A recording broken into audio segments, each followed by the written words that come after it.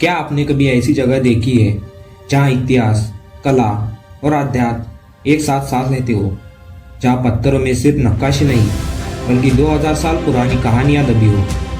आज मैं आपको लेकर चल रहा हूँ महाराष्ट्र की उन रहस्यमयी गुफाओं में जहाँ बौद्ध भिक्षुओं की साधना, व्यापारियों का दान और राजाओं की शक्ति सब कुछ एक ही जगह दिखाई देता है। मेरी यात्रा शुरू होती है सुबह बहुत जल्दी, जब ज़्यादातर शहर अभी सो रहा होता है। मैं पहुंचा आकुड़े रेलवे स्टेशन और वहां से ट्रेन पकड़ी मड़ौड़ी के लिए। ट्रेन की खिड़की से भागते हुए पहाड़, नींद में डूबे गांव और मन में एक ही सवाल, क्या सच में इतिहास इतना करीब महसूस होगा? Hello everyone, welcome to my YouTube channel again. तो आज हम जा रहे हैं भाजे केव्स देखने, जहाँ पे है बौद्ध मंदिर। और मैं अभी आया हूँ आकुड़े से, तो अभी मैं मड़ौली रेलवे स्टेशन पे हूँ। यहाँ से हम जाएंगे अभी पब्लिक ट्रांसपोर्ट से, तो देखते हैं आगे कैसा रास्ता होगा। तो चलो चलते हैं, देखते हैं भाजे केव्स। रेलवे स्टेशन पर उतरते ही एक दिलचस्प बात पता चली। इस साल गढ़ किले मुहिम लोहगढ़ से भीमगढ़ तक होने वाली है। मैं भी उन्हीं धारकरियों के साथ पैदल ही भाजे गांव की ओर निकल पड़ा। रास्ते में दो धारकरियों से बातचीत हुई। उन्होंने बताया जो मैं आपको आगे दिखाने वाला हूँ। जय श्री राम। आज प्रतिष्ठान हिंदुस्तान आदरणीय संभाजी भिडे गुरुजी यांच्या मार्गदर्शनाखाली आज दिनांक 23 शुक्रवार रोजी आज गडकोट मोहीम, धारातीर्थ गडकोट मोहीमची सुरुवात होत आहे। आता 1:30-2 वाजता ध्वजारोहण होईल आणि सोमवारी 26 जानेवारीला सांगता होईल। आज आम्ही लोहगड इथं जमलेलो आहोत। लोहगड ते भीमगड ह्या मार्गे आमची 3 दिवसाची यात्रा चालणार आहे। आम्ही सोलापूर विभागातून, बार्शी भागातून आलेला धारकरी। जय श्रीराम। आम्ही शिवप्रतिष्ठान हिंदुस्थानचे धारकरी भिडे गुरुवर्य संभाजीराव भिडे गुरुजींच्या मार्गदर्शनाखाली गेली 40 वर्ष झालं आमच्या अगोदरच्या पिढ्या, आताच्या पिढ्या आणि पुढच्याही पिढ्या आम्ही तयार करत आहोत शिवाजी संभाजी रक्तगटाची। कशासाठी करत आहोत? आज गरज आहे आपल्या हिंदू धर्माला शिवाजी संभाजी रक्तगटाची पिढी तयार करण्याची। आणि एकानं एक गोळा करत असे आम्ही लाखो धारकरी आता गुरुजींच्या मार्गदर्शनाखाली या सह्याद्रीच्या दऱ्याखोऱ्यात शिवाजी महाराजांचे पूर्वी कसे मावळे शिवाजी महाराज किंवा संभाजी महाराज मराठी लढाईसाठी जात होते घरदार सोडून, सगळ्या घरावर तुळशीपत्र ठेवून घराच्या बाहेर निघायचे। तशा पद्धतीनं आम्ही 4 दिवस घरावर तुळशीपत्र ठेवून इथं सह्याद्रीत त्यांचा ठाव घेण्यासाठी, त्यांच्या पाऊल खुणावर धुंडाळण्यासाठी आणि त्या झऱ्याचं पाणी जे पिले ते कुठं कुठं हिंडले असतील, कसे कसे गेले असतील, कशा पद्धतीने त्यांनी लढायला लागले असतील, ते सर्व धारातीर्थांचे त्यांना वंदन करण्यासाठी आम्ही सह्याद्रीच्या दऱ्याखोऱ्यात दरवर्षीप्रमाणे 4 दिवस येतो। आणि आमच्यासोबतच आमच्या पुढच्या पिढीलाही आम्ही तयार करण्यासाठी दरवेळेस धारकरी वाढवत आणतो। आणि ह्या मोहिमेचा एकच उद्दिष्ट की शिवाजी संभाजी रक्तगटाची पिढी तयार करणे।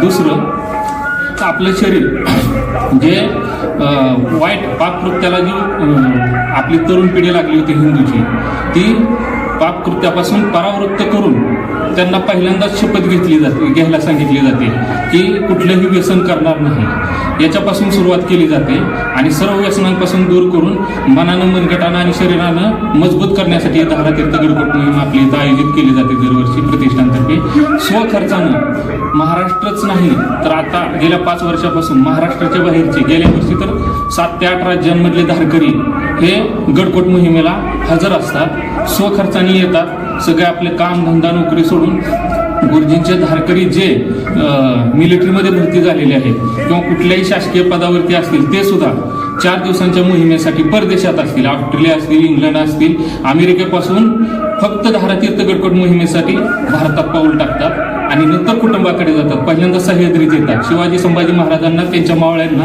धारातीर्थांना वंदन करून नंतर आपल्या घराची वाट धरतात। अशा पद्धतीनं मोहीम राबवली जाते। मैं इस समय लोनावाला के पास थी भाजे गाँव पहुंचा हूँ। इसी गांव की पहाड़ियों के बीच बसी हुई है भाजे लेनी। मड़ौली रेलवे स्टेशन से निकलते समय सोच रहा था कि पब्लिक ट्रांसपोर्ट से आओ, लेकिन बीच में शिव प्रतिष्ठान के धारकरी मिल गए, तो उनके साथ साथ कब 2-3 किलोमीटर चल गया पता ही नहीं चला। तो अभी मैं बैठा हूँ सीढ़ियों पे भाजे लेने के, तो यहाँ से ऊपर जाएंगे, देखेंगे कैसा है। और उसके साथ साथ मैं आपको एक सीक्रेट रिवील करूँगा जो कि आपको लास्ट में देखने को मिलेगा। ये लेनियाँ इतिहास, कला और अध्यात्म का एक अद्भुत संगम प्रस्तुत करती है। सामने नजर डालते ही विसापुर किला और लोहगढ़ किला अपने भव्य उतार चढ़ाव के साथ साफ दिखाई देते हैं, जो इस पूरे दृश्य को और भी प्रभावशाली बना देते हैं। इन लेनियों का निर्माण आज से लगभग 2000 साल पहले ईसा पूर्व दूसरी शताब्दी से लेकर ईसा पूर्व पहली शताब्दी के बीच हुआ था। यह पूरा परिसर हमें सीधे सातवाहन काल में ले जाकर खड़ा कर देता है। यहाँ एक भव्य चैत्यगृह है और उसके आसपास लगभग 17 बौद्ध विहार, जो उस दौर के धार्मिक जीवन की एक साफ तस्वीर हमारे सामने रख देते हैं। चैत्यगृह के भीतर चलते हैं तो सबसे पहले ध्यान जाता है इसकी खूबसूरत गवाक्षों की कतार पर। कुछ जगहों पर पत्थर को इस तरह तराशा गया है कि वह जालीदार पर्दे जैसा लगता है। यहाँ प्रेमी युगल, यक्ष यक्षिणियां और पेड़ का सहारा लेकर खड़ी यक्षिणियों की मूर्तियां इतनी सजीव है कि लगता है जैसे अभी बोल पड़ेंगी। चैत्यगृह के बीचों बीच स्थित स्तूप के चारों ओर अष्टकोणीय आकार में 27 स्तंभ बनाए गए हैं। स्तूप पर हर्मिका, वेदिका और छत्र जैसे सभी पारंपरिक घटक मौजूद हैं। इन स्तंभों पर उकेरे गए कमल, चक्र, फूल और गोते हार इतने बारीक है कि पत्थर होने का एहसास नहीं होता। जमीन पर भी शतरंज जैसे आकृति का सुंदर शिल्पांकन देखने को मिलता है।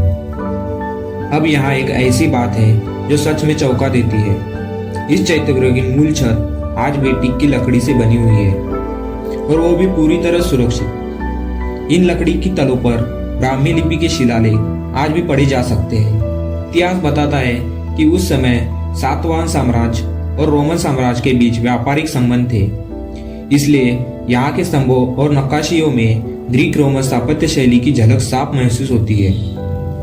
कुछ स्तंभों पर आज भी भगवान गौतम बुद्ध की धुंधली आकृतियां दिखाई देती है।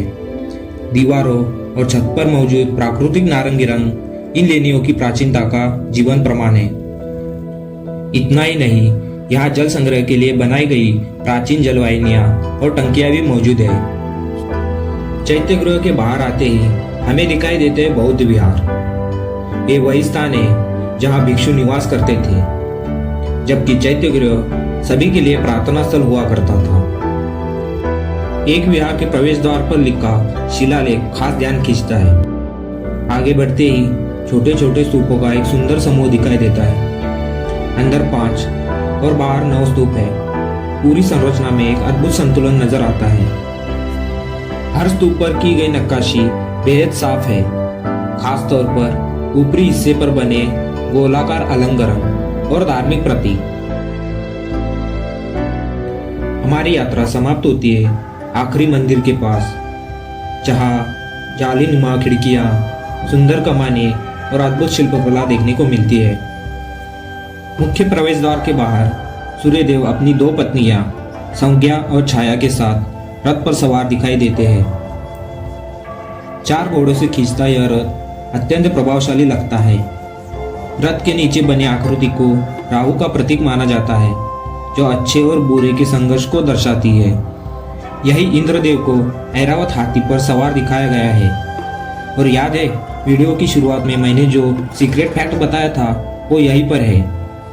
अगर आप ध्यान से देखें तो एक शिल्प में तबले का चित्रण भी मिलता है, जो साबित करता है कि यह वाद्य यंत्र 2000 साल से भी ज्यादा पुराना है।